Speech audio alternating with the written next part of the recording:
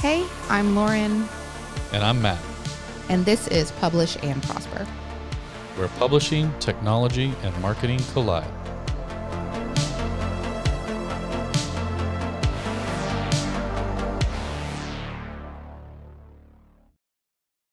Hey everyone, welcome back to another episode of Publish and Prosper. And today we are going to be tackling the alternative side of a topic that we've done already this year.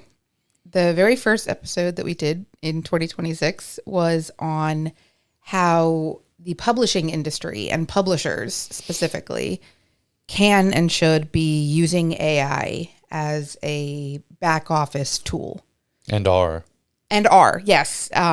Actually, we just came back from US Book Show, and I was listening to a lot of the conversations that were happening on stage where they were talking about AI in the publishing industry. Yeah. And almost every single thing that they said that like publishers are using it for this and it's great for that. I was like, Matt and I talked about that in our episode. Look at us. We're so smart.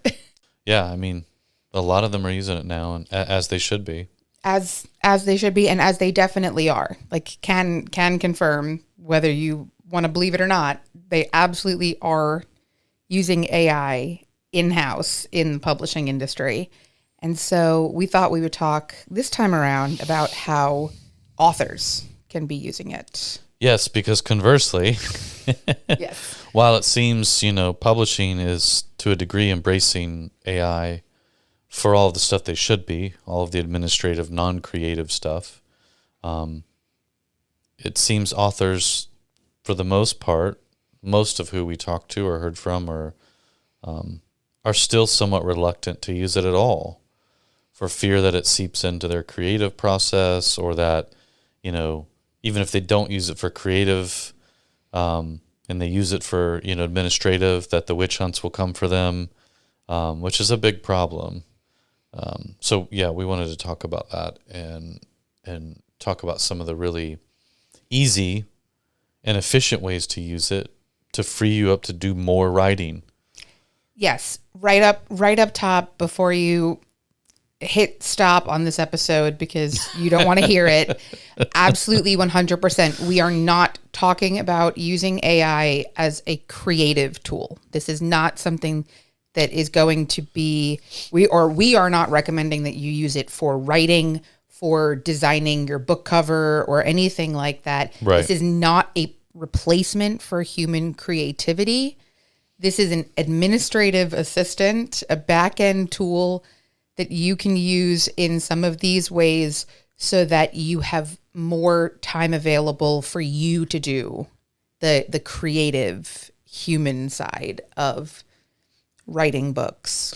Yeah, if you look at it this way, one of the big differences between indie publishing and traditional publishing is that traditional publishing houses have a team of people that do a lot of administrative stuff on behalf of the authors. Mm-hmm. When you're an indie published author, or when you're pursuing indie publishing, you don't have access to teams like that. You don't have those resources. And if you're not, selling a lot of books, you can't afford to pay people to do these things for you. You are a one-person, entrepreneurial sort of entity. So this is your shot right now to be able to get all this stuff done for basically the cost of, a pro plan on one of these tools, which is roughly $20 a month. So imagine getting, all the stuff we're going to talk about done every week, every month for roughly $20 a month, versus the hundreds, if not thousands of dollars that publishers and other people pay actual human beings or, services to do these things for. So this is a way for you to level up. That was actually one of the really interesting things that somebody said at US Book Show when they were talking about AI in publishing. And it was actually the former CEO of Random House. So not some nobody that didn't know what they were talking about. But what he said was that he thought that AI was a really interesting opportunity for specifically smaller presses, indie publishers, and indie authors to level the playing field in a way, because it gave them exactly that. In the past, where there were opportunities that only the big name traditional publishers had because they were cost prohibitive, because it was things like having a whole team in place to get this stuff done. Well, because the bigger publishers have bigger budgets that are backed by the media companies that own them. Right. And the private equity groups that own them. Yes. Yeah. So, and he outright said, I think AI is an opportunity for people that didn't have those resources available to them in the past, now have access to tools that can put them back in play, basically. Yeah. Which I think is a really interesting take, especially to hear from somebody coming from one of the big six at the time that he was involved in it. But yeah, and I think a lot of, publishing executives and just in general people are getting on board with that for sure. The small to medium-sized publishing houses where they lack, financial depth, they do have time. They do have bandwidth. They do have, a lot of tech-savvy people that they employ, and so this is a great opportunity for them. So, which I think realistically, kind of the summary of this entire episode is what you just said. They have the time. Yes. It's time management too, but yes, time. But most of the listeners of this podcast probably don't. That's probably the main pain point, whether you identify your main pain point as an author or an entrepreneur or whatever, as marketing or the production process, or you really, really hate having to cold pitch people, whatever it is, what it all actually boils down to is that there is not enough time in the day for you to do all the things that you need to do as a solopreneur. Yeah. Which you are. If you are an indie author, you are a solopreneur. Yeah. And this is about making time. Exactly. Yeah. This is about using AI as a tool to help you buy back time, make more time in your day, streamline the things that you don't need to be spending an hour on something that generative AI can do in 3 minutes or less. And then you can use those other 57 minutes to work on your next draft. Yeah. Or whatever else you want to do. We're going to touch on a few key areas. It's operations, it's marketing, it's sales, and it's production. Yep. Right?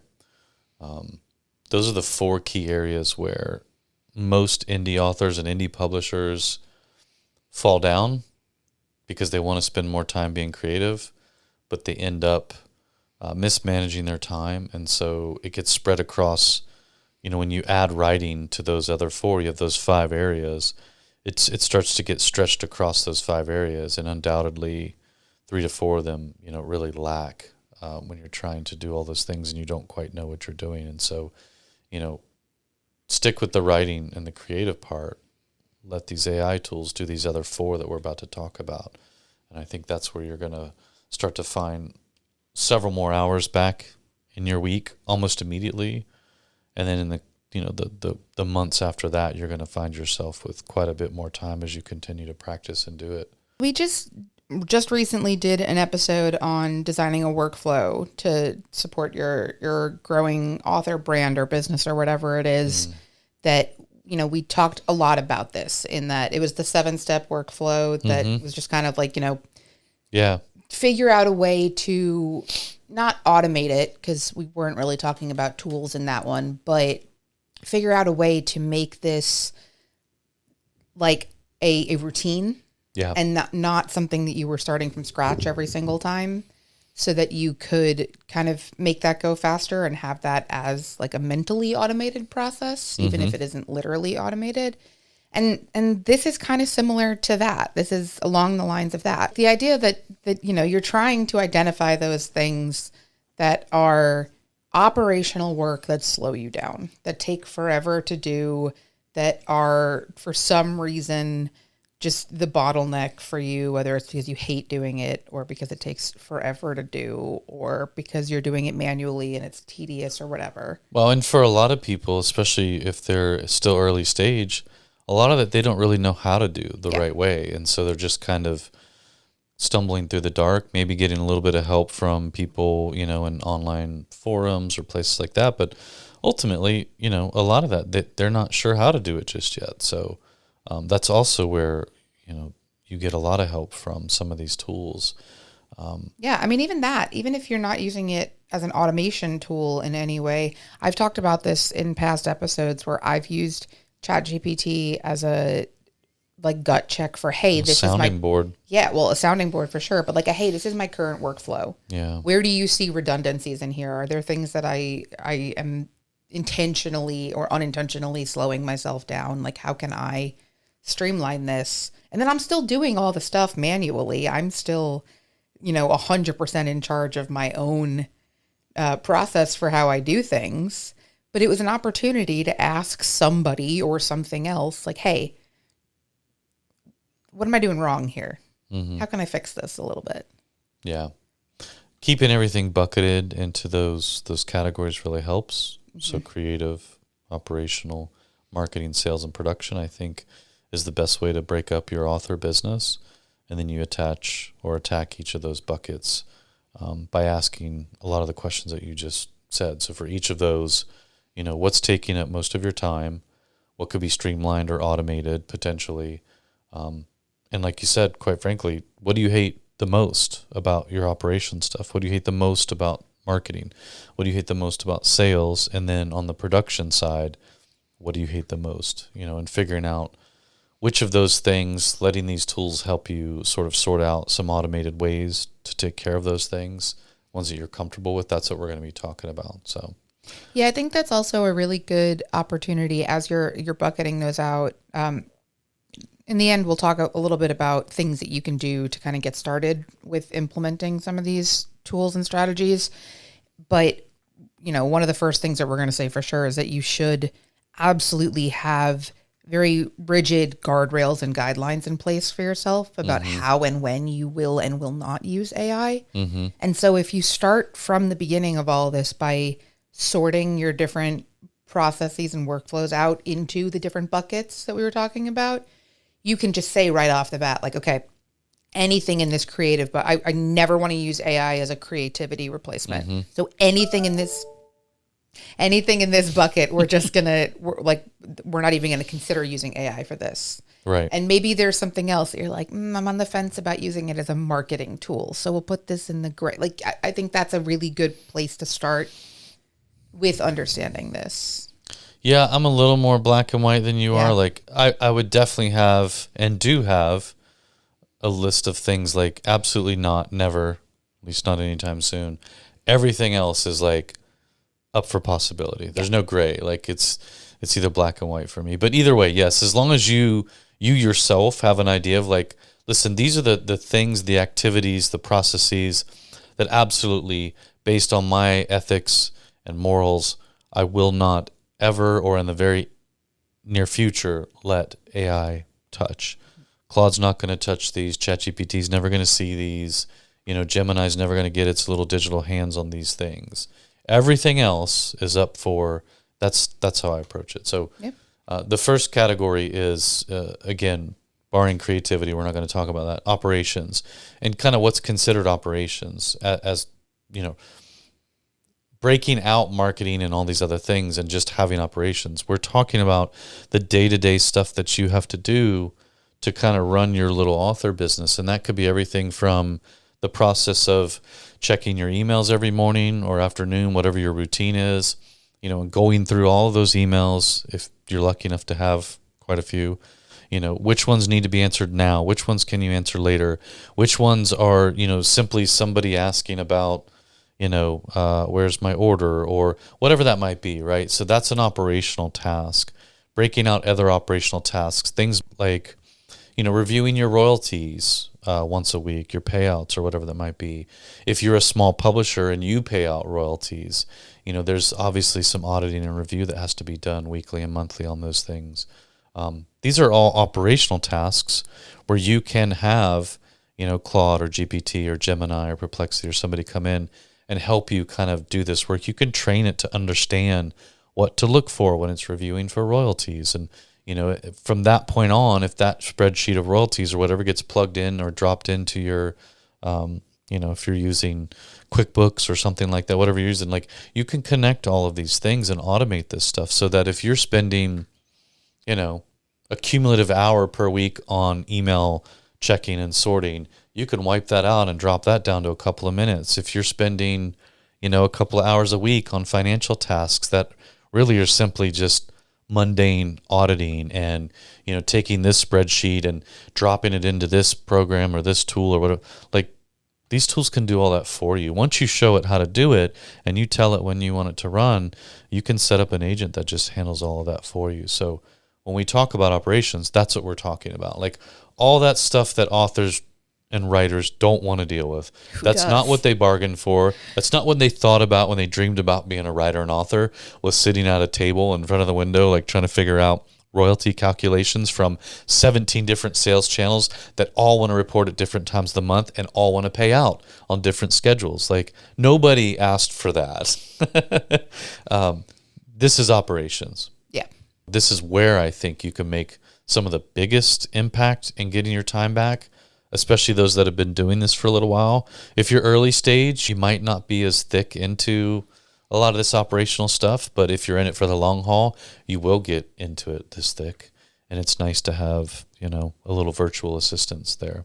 We talked about this a little bit in the episode that we did on how you can tell when the manual fulfillment solutions that you've been using are starting to crack under the pressure, which is a good sign. It means that you're growing, achieving growth and success and all of that. And this is very similar. Maybe if you're listening right now and you're like, okay, well, my operations aren't so daunting or overwhelming right now. Like my weekly operational tasks or monthly operational tasks are not so bad that they're taking up a huge chunk of my time. Great. That's great. A year from now, that might look different. And you might not need a solution right now, but a year from now you might.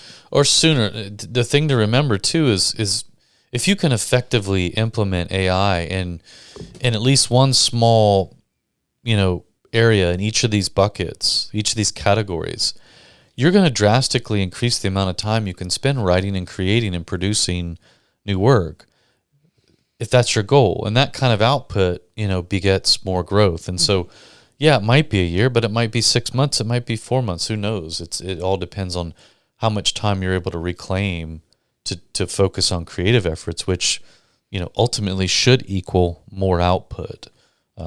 So anyways, yeah. The next category is marketing. Mm-hmm. This is also, most authors we speak to, their arch nemesis is marketing. Which is fair. Yeah, it is fair. But, this includes all of the stuff like, running an email marketing campaign or a newsletter program, social media, and creating posts and scheduling those posts. If you're doing any other kind of paid marketing, like paid ads on Amazon or Facebook, or, running programs, paid programs through like, the BookBub or BookFunnel or Written Word Media or any of these places. Like this is all marketing work. And again, if you're early stage, maybe you're not doing a lot of this, but you're definitely on social media. You almost can't not be, unfortunately. Hopefully you've started building a small email list, and maybe you're experimenting with some paid ads or, trying to do a little outreach campaign to get featured on some podcasts or something, like some publicity work. But if you've been doing this for a little while, then you've got your hands in probably most of these pots, and you're steadily trying to stir all of them, and it's just not working. It's it's Simotion, which is the Survivor Final Four challenge, the one that Aubrey won. Mm-hmm. This is not a spoiler. This episode came out a month ago.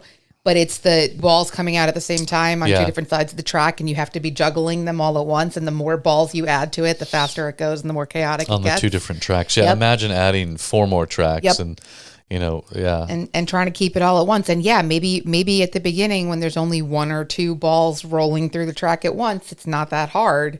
And then all of a sudden you get up to 4, 5, 6 and you're losing That's it a great very metaphor quickly. because, every season we watch this, and every season I'm like, man, this is probably one of the easier challenges. I always say that. But then undoubtedly, most of the time they get to at least 4, 5, or 6 balls. And that's usually where a winner is decided for that particular one. But then you start to see like how fast those things are going when you've got 4, 5, and 6 balls running through this crazy maze with 2 different outlets. And yeah, it's probably an extremely good metaphor for marketing as an author. Like, the more of these channels that you add, which again, you shouldn't be trying to be everywhere all at once, but pick 1 or 2 social media channels. Definitely be doing email. Even if you haven't start today. Like if the only thing you take away from this episode is you go sign up for an email marketing account on like, MailChimp or Kit or somewhere like that, great. Yep. Do it. But yeah, the more channels you start to add, that's what it's like. It's insane. And before you know it, you're spending all your time doing that. And some operational stuff and maybe some sales outreach, definitely some production. Where'd all your creativity time go? Where'd all your writing time go? Yeah.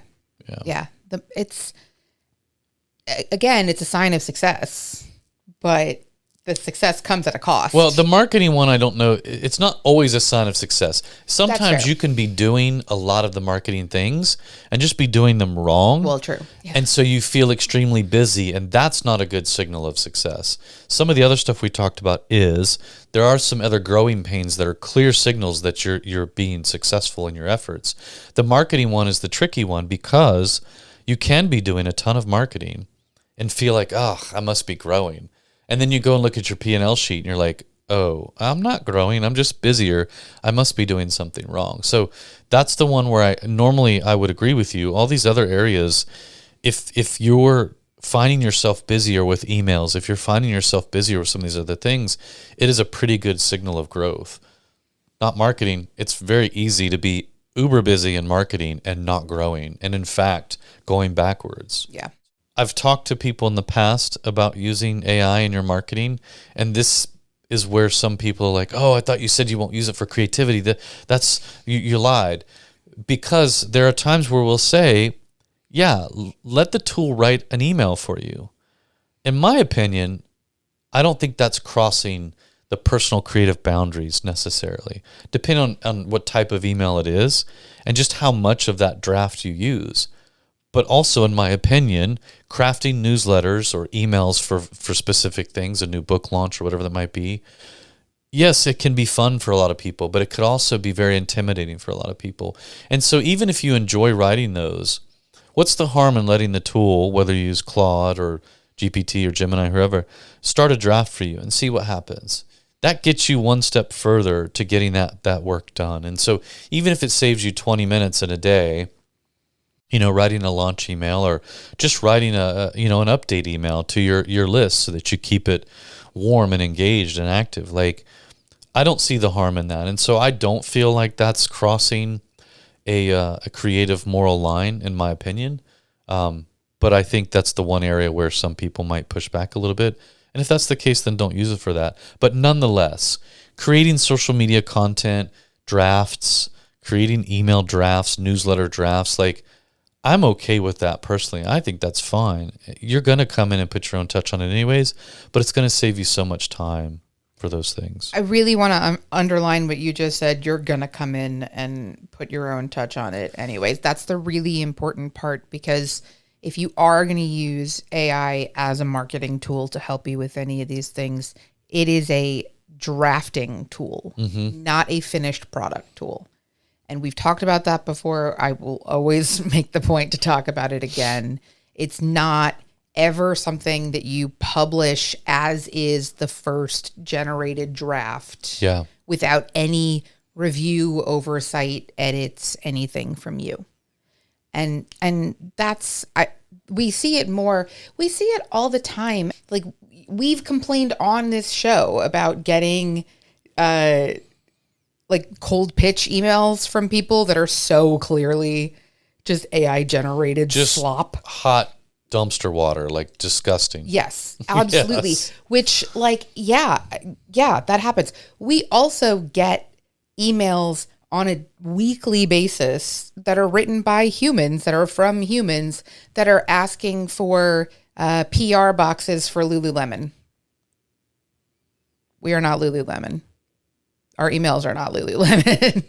Yeah. So, I think it's just as easy to make these kinds of errors and just like ridiculous pitch mistakes from a human perspective.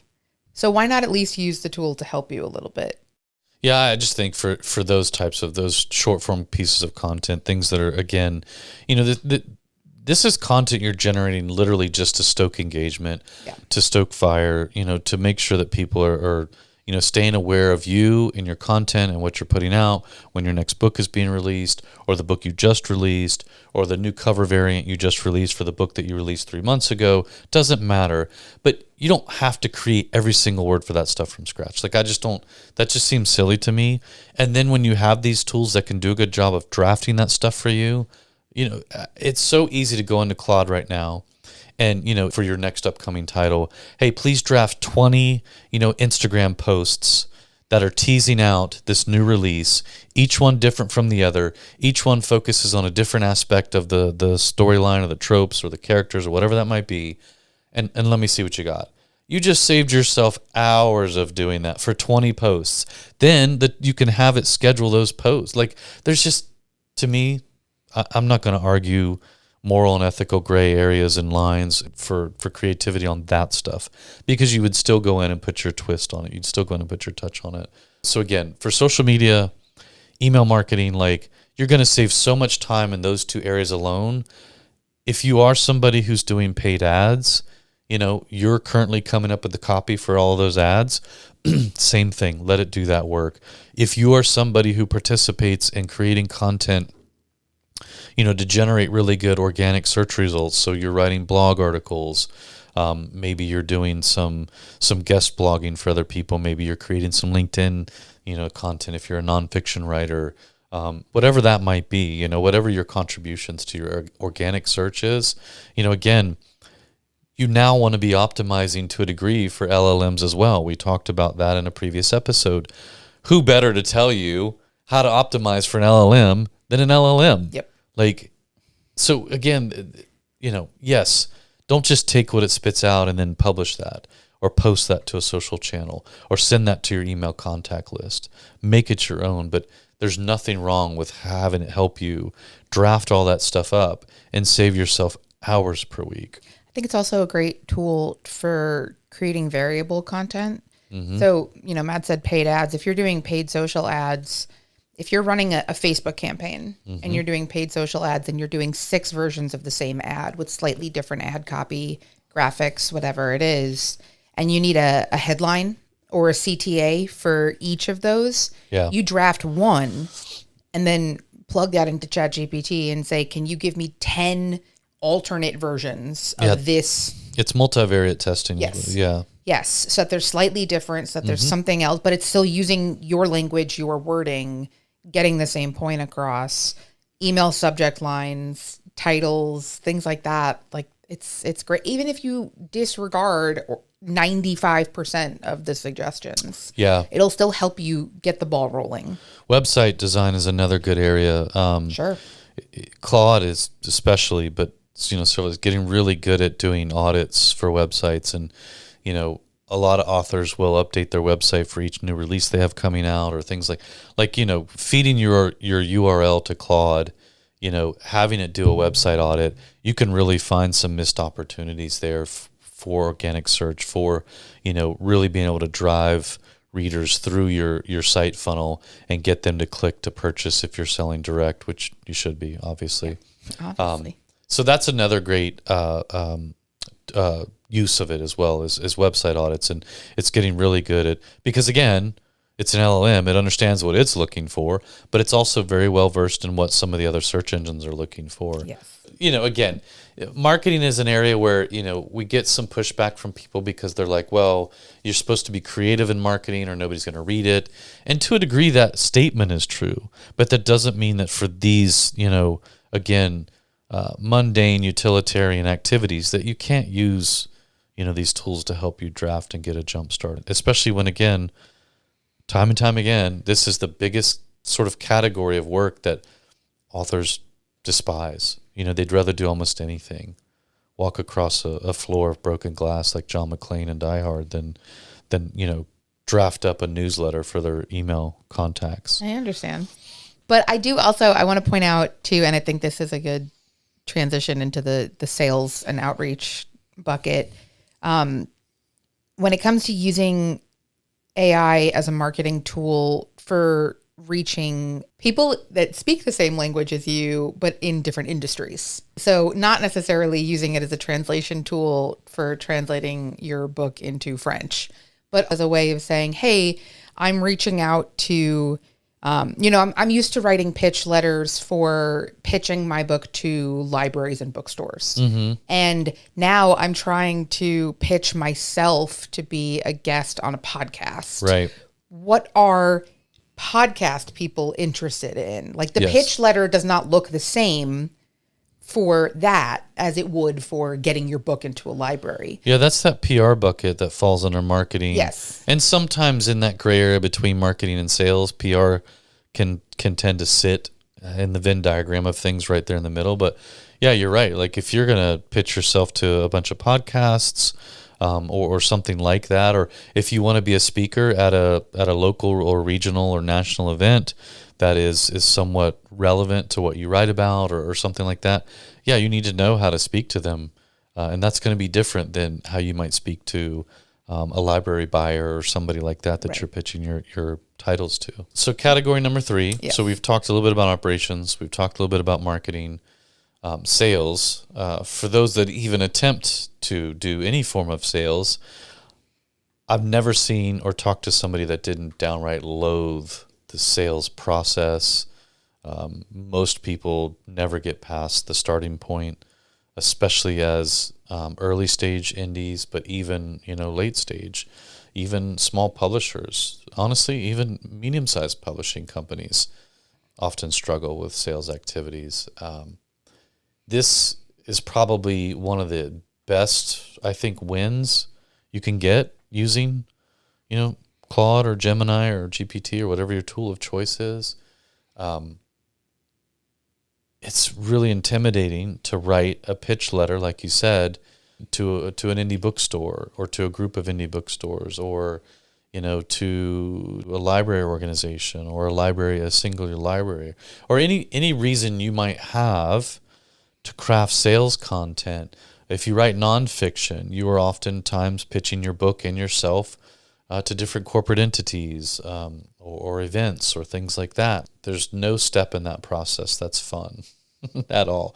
There are true salespeople that are cut out for it, and they live their whole lives as successful salespeople.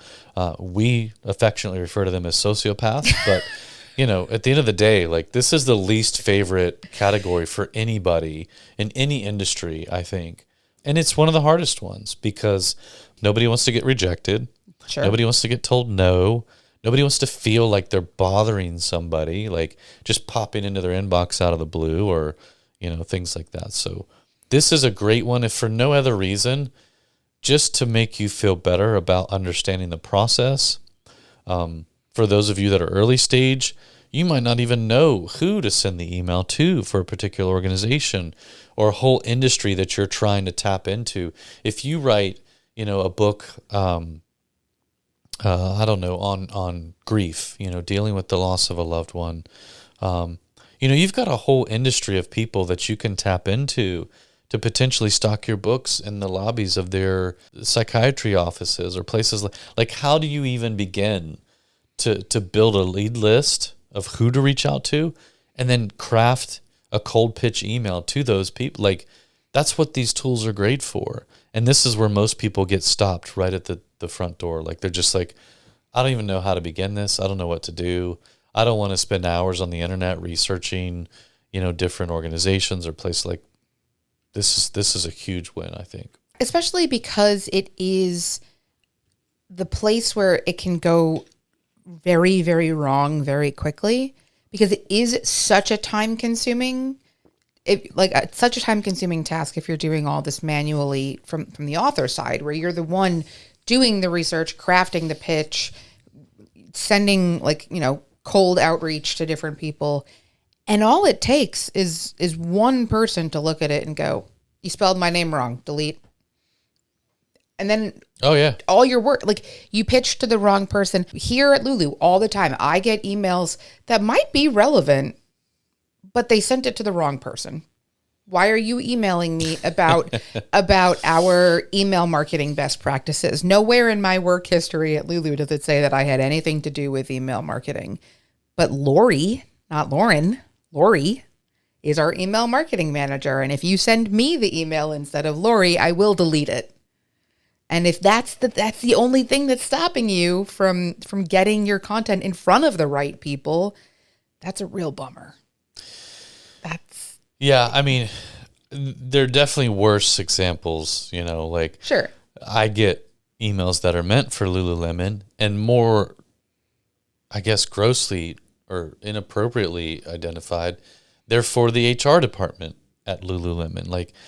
I'm so far removed from what an HR department would be and in a completely different company and organization. Yes. It's insane. So yeah, I mean, there are so many ways that, once you get past the hurdle of crafting a sales outreach email and you get yourself a nice lead list that you're going to send these to, one word out of place and potentially you've closed the door already and that bridge is burned and there's no coming back from it. So again, the example I used was if you wrote a book on grief. Our friend Allison Garwood Jones, she wrote a nice book on grieving the loss of a parent.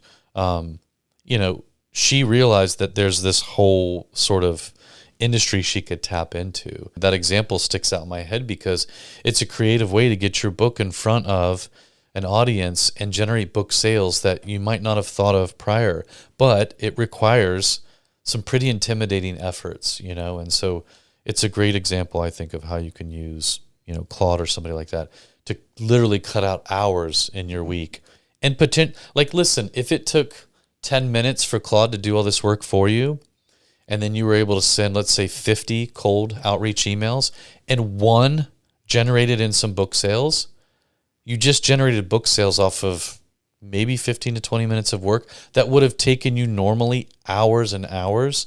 So, again, it's a win, in my opinion. For sure. Even for something like just putting together a list, I could realistically open ChatGPT right now and say, put together a list of podcasts that people that listen to Publish and Prosper might also listen to these podcasts. Mm-hmm. And it could do that for me. I'd be scared to see that list. Actually, it'd be kind of cool to see that list. It'd be kind of cool. I kind of want to do that. I'd love to see what other people listen to. So we can see that on Spotify. I can see what other people listen to this. I'd be curious about that. Okay. But it can be a great opportunity to help you just kind of trim down that research time a little bit and give you even just a starting point. Even if you're not comfortable, again, you're not comfortable with it writing emails for you or using it to actually template or draft anything like that. I understand that. I totally get that. But it can give you a jumping off point for here are 20 potential outlets that you could reach out to. Mm-hmm.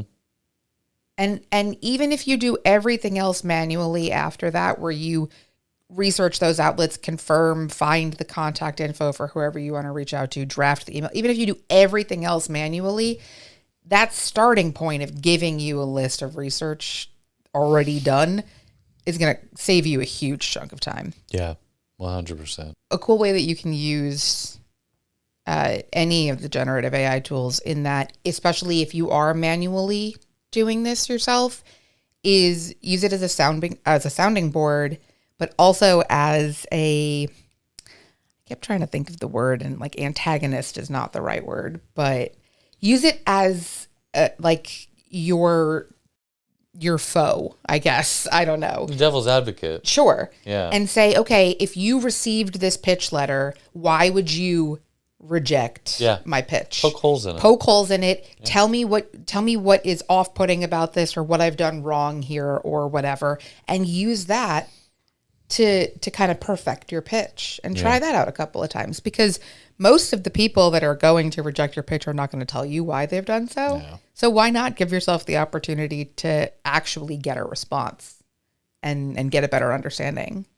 Yeah, I mean, once you get comfortable with your tool of choice, it's fun to just sit there and do things like that, and ask it questions just about random different things, or, have it try and poke holes in things and spot gaps or areas where you might be missing opportunities. I mean, most of that is going to result in some sort of effective and beneficial changes you're going to make to your content, your marketing, your sales. So again, I don't really see the harm in trying to get comfortable. And at the end of the day, if you were freeing up time so that you can be more creative and write more content, while at the same time, generating more audience build, more sales, more connections within the industry, it's a no-brainer. I think so too. Production is the last category. Yes. This is one where some people also feel like it's a gray area, or they want to push back a little bit. And again, the normal caveats here, like when we say production, we're not talking about having AI produce content for your book necessarily. We're talking about like some of those things that, it could do a little easier for you, like making a first pass at some simple editing, right? Making sure that all of your commas are in the right place, all your periods are where they need to be. That way, when you do pass it on to an editor, it's a lot easier for them to focus on the important stuff and not get so tied up in like, the simple things. Whether you wrote out the word percent or used the percent symbol. Like when I wrote my book, poor Kate, so many of the things that she dinged me on that I had to go through and were just,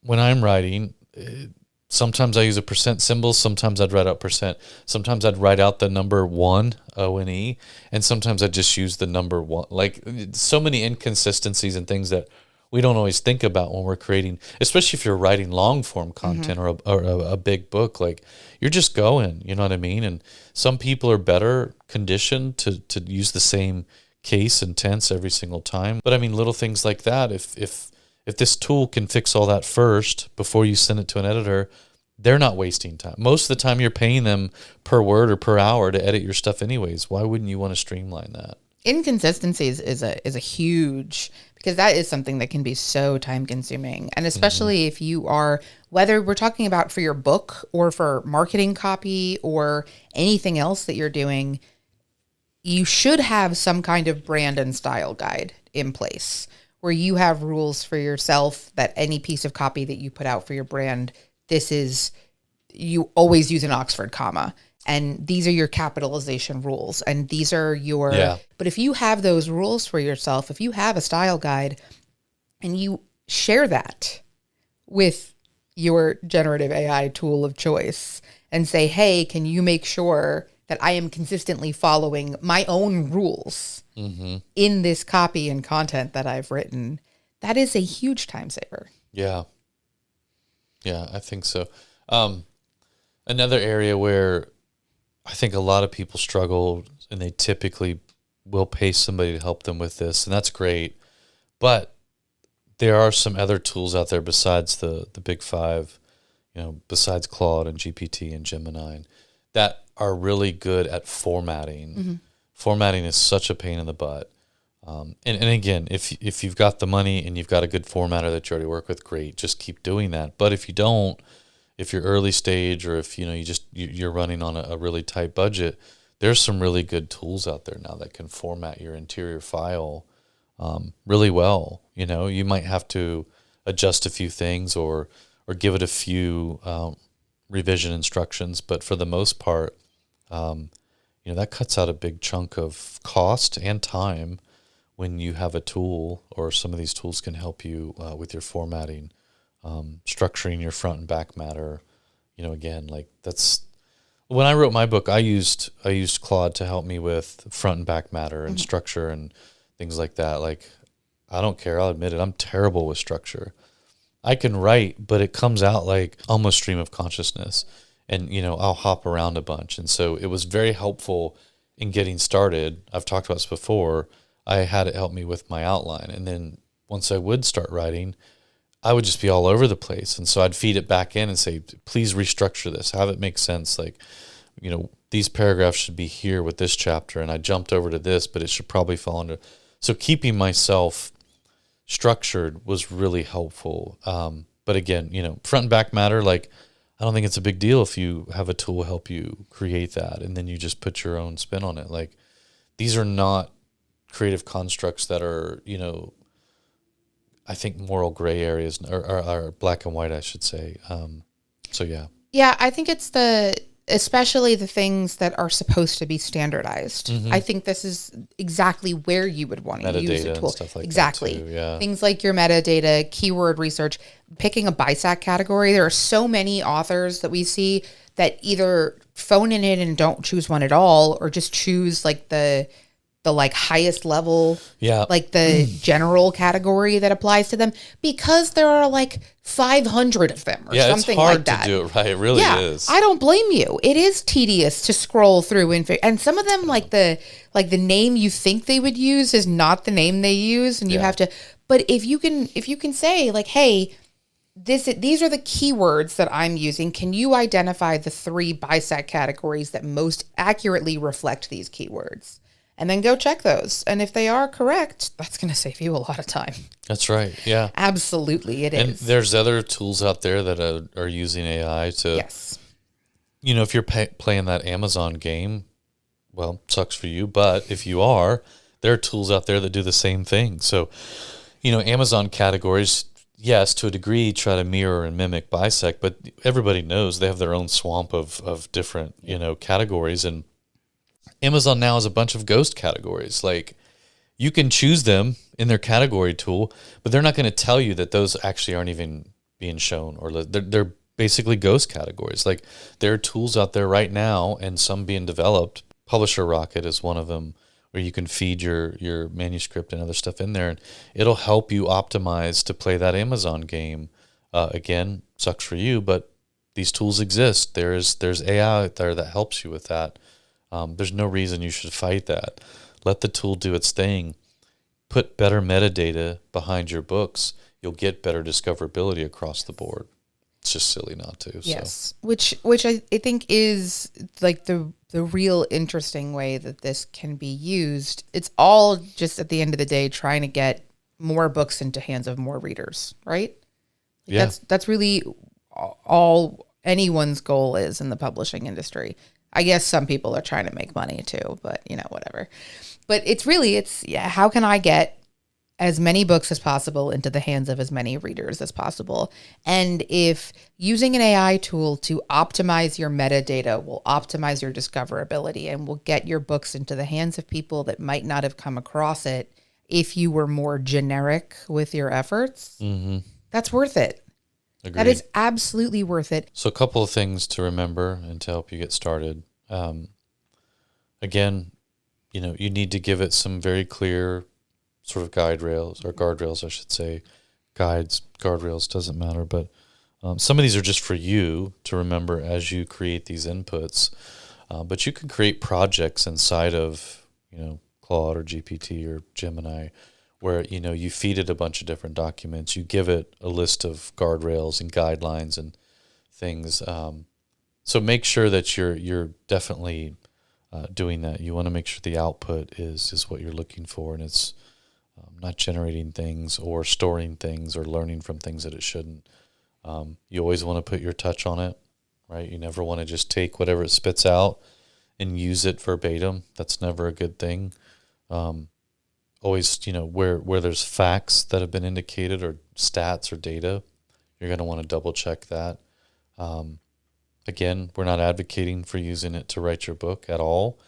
And most creative things should be limited to, again, a draft of a newsletter, a draft of some social media copy, unless you're just a sociopath and you love writing tons and tons of social copy every day. Like this is a big help. It's great for organizing your thoughts, not for writing them out verbatim. Administrative all day long, not creative. Administrative. Like I said, you can create projects inside there where you can upload documents and things. You can upload your manuscript into a particular project so it gets a nice feel for your book, for you, for the way that you write. You've got something listed in here that we've seen before that I think is really smart. I've actually had Claude do this, and that is you have it interview you. Yes. You ask it to interview you for a certain purpose or for certain things, or, if you're practicing for a podcast or whatever that might be. But having it interview you, it also learns more about you, and it learns more about how you might want to not only generate output, but interact with certain activities and or readers and audiences. It's a really symbiotic relationship, maybe. I don't, it depends on how you look at it. But the more you feed into it, the better the results will be. Yes. Just because it learns from you. Mm-hmm. I have used a paid ChatGPT account for coming up with podcast episode outlines and titles over the last year and a half. And I started by using it for titles, and I would upload the transcripts from episodes. And it got to know both of our voices really well because of that, because my transcripts are also identified, line by line, who said what. And after sharing enough transcripts, it got better at being, it'll even say, like when I ask it for title recommendations, it'll now say to me, here are titles that are better suited to Matt. Here are titles that are better suited to you. And here are titles that kind of like fall in the middle of the two of them. And it's usually right. But even then, I never use those titles exactly as is. Yeah. We still tweak them, but that's the jumping off point for, okay, yeah, here are some good title recommendations. Now, how can we customize these to make them better fit both of us and Publish and Prosper as a whole? Yeah. And then lastly, the tools and technology themselves. Like, we haven't touched on that much, but, there's the big five or whatever they are. You've got Claude, you've got ChatGPT, you've got Gemini, Perplexity, and then the one that nobody really uses, which is Mark Zuckerberg's Llama or whatever that is. Like, nobody cares. So yeah, but beyond that, you have a lot of tools that are now built on AI or AI assisted that are specific to publishing or marketing or sales or whatever area you need the most help in. So, do your own research. I wouldn't spend a lot of money, honestly. You use GPT a lot. I'm now mostly, if not all, Claude. Like, I'm just more comfortable with Claude now, and I use Claude for almost everything. And I've yet to run into something that I've asked it to do or generate or that it wasn't able to. The hallucinations are a lot less than they were. They're very, very infrequent. And if it spits out something that you think is false, you literally tell it, like, I don't trust this. Please produce the source or tell me where you got this information from. And I've literally had Claude tell me, you know what, you're right. I think I made that up. Or it'll go, I completely understand, and it'll go and fetch the source for you, the URL from whatever article it was or whatever. So, again, the more you work with these tools or you pick a tool, the more comfort level or the more your comfort level increases, the more accuracy you're going to get, the more efficient and effective it's going to be for you and what you're trying to do.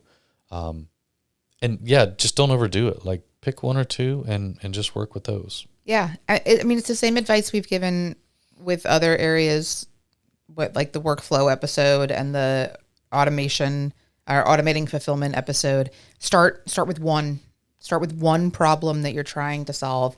You absolutely never want to automate your entire workflow or your entire production process or whatever it is. That's actually going to be more inefficient than whatever you're doing right now, realistically. So find one thing, pick one. We said at the beginning, separating it out into different buckets, different categories. Pick one of those that is a real problem child for you, or is the most annoying or whatever, and pick one thing within that you can streamline, that you can try to plug in a new solution there. Yeah. Test out different versions of things. You don't have to jump right away into the paid things, like Matt's already said. We clearly, as you just said, you and I have different preferences for what tools we like to use. That's that's just trial and error. Yeah. So go through, test out a few different tools, pick one that feels right, and then build on that a little bit. You know, don't burn the whole house down and build it up from scratch. It's not going to work. Yeah, and nobody's an expert on this stuff, by the way. Like, if you see anybody listed as an AI expert or somebody refers to themselves as an expert, just head the other direction. There's no need to feel inadequate or intimidated. Like, if you've not really messed with any of this stuff, just get in there and do it. It ends up being a lot of fun. But again, at the end of the day, if you start doing some of this stuff, you're really going to streamline and create a lot more time for yourself to focus on the fun stuff, creating more content, things like that. I think the last thing, probably the most important thing, what do your bracelets say today? I'm so glad you asked. My bracelets say awake and unafraid, asleep or dead, and grim and grinning. I like the third one. I know. The other two seem to cancel themselves out. Well, so the other two are one of my favorite My Chemical Romance songs. Of course. Is Famous Last Words. And awake and unafraid, asleep or dead are like lyrics in the song. But because I always wear 3 every day, I needed a third thing to fit in there. Gotcha. And I thought about it for a while, and then grim and grinning came to me, and I was like, wait, I love that. All right. So cool. Thanks for asking. Yeah. As always, if you have any comments, questions, you can leave comments on Spotify. You can leave them on YouTube. Yes, you can. You can email us. Podcast@lulu.com. That's right. Otherwise, hit the like button, do all the things. Yep. Leave us a review. Send Lauren, angry emails if you need to. Sure. Yeah. Whatever. But if you don't get our names exactly right, I will delete it. Have Claude create a comment for you to leave on our YouTube channel. Ugh. Let's see if we can spot it. Ugh. No? There's enough of that out there. Yeah, there's plenty of that already. All right. Well, hopefully you come back next week and listen. Please do. And until then, thanks for listening. Later. Publish and Prosper is brought to you by Lulu.com. To learn more, visit publishprosperpodcast.com. For more episodes like this one, be sure to like and subscribe on Apple Podcasts, Spotify, YouTube, or wherever you get your podcasts. Thanks for tuning in.